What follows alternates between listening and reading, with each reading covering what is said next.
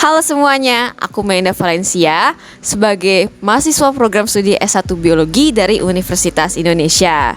Hari ini aku mau berdiskusi dengan tema fermentasi dan manfaatnya. Nah, sekarang aku udah kedatangan tamu nih. Mungkin boleh perkenalkan diri kamu dulu? Oke. Halo, nama aku Feni Lim, biasanya dipanggil Feni. Aku seorang mahasiswa dari Universitas Bina Sarana Informatika. Aku ngambil jurusan manajemen S1. Oke, salam kenal Feni. Kenal juga. Oke. Untuk membuka diskusi kita hari ini, aku mau nanya dulu nih. Nih, menurut kamu apa sih fermentasi itu? Menurut aku, fermentasi itu sebuah proses di mana bukan diawetkan, apa ya? Kayak dibasikan ya, lebih dibasikan gitu sih, kayak sebuah makanan yang dibasikan, tapi masih bisa dimakan gitu. Oke. Makasih Feni atas pendapatnya. Benar ya yang Feni bilang tadi, fermentasi itu dalam tanda kutip dibuat basi tetapi masih dapat dikonsumsi gitu. Nah, fermentasi sendiri tuh definisinya ada dua macam, yaitu ada arti luas dan juga arti sempit. Nah, untuk arti luas itu merupakan seluruh proses yang melibatkan mikroorganisme dan menghasilkan produk yang desirable atau kita inginkan sebagai konsumen gitu. Nah, untuk arti sempitnya sebenarnya sama dengan arti luas, tapi prosesnya spesifik harus berada dalam keadaan tidak ada oksigen atau disebutnya anaerob di biologi. Gitu. Kalau misalnya aerob disebutnya respirasi. Kalau aerob itu berarti ada oksigennya gitu ya.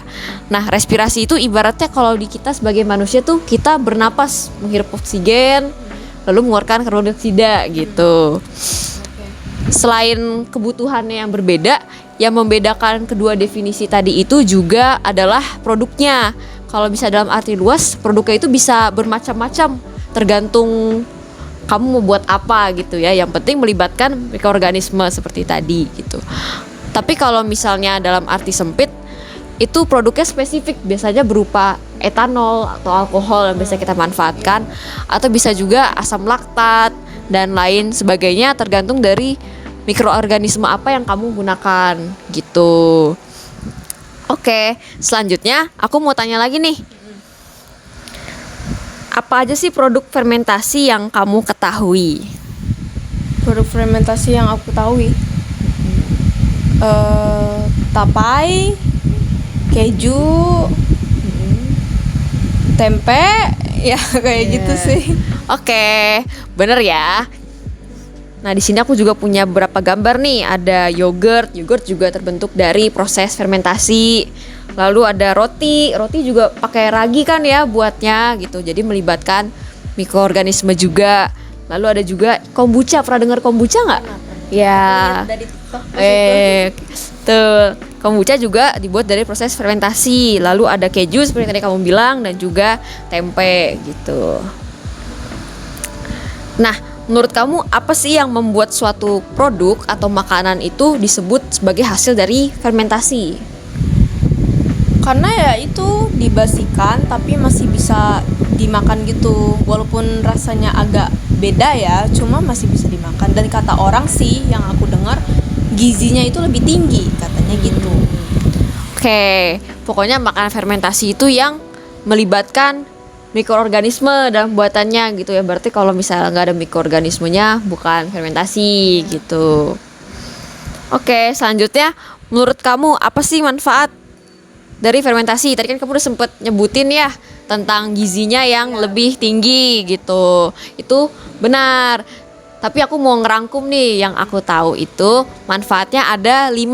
Yang pertama, memperpanjang masa simpan.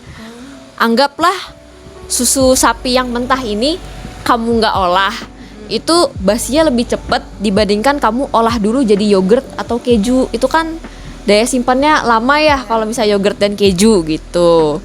Terus yang kedua, bisa juga menghilangkan senyawa yang toksik atau berbahaya.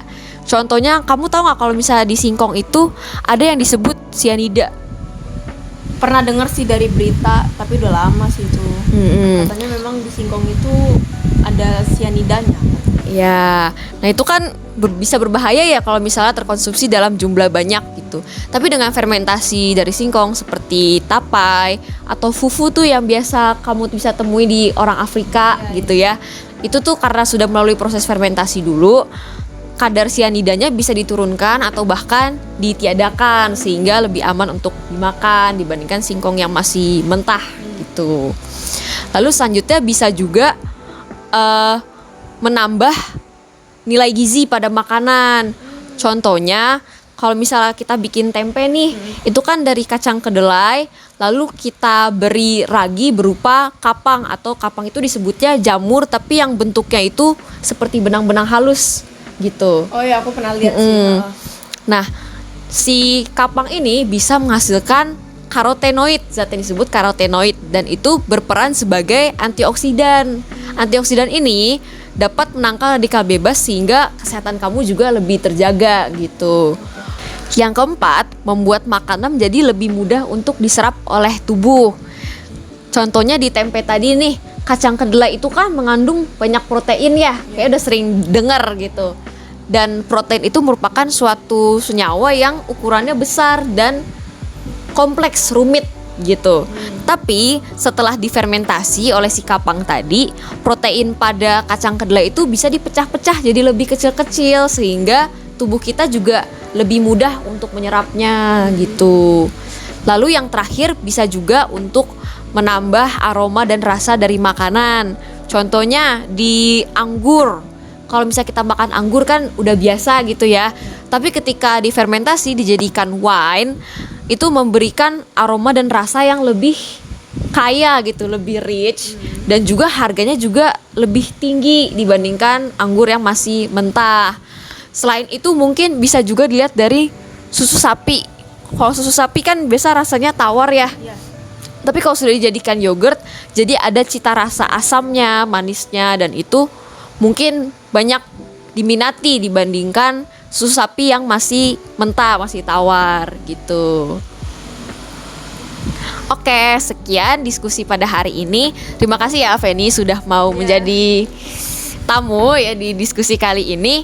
Dan juga terima kasih pada teman-teman yang sudah menonton video ini. Sampai jumpa di video selanjutnya. Dadah.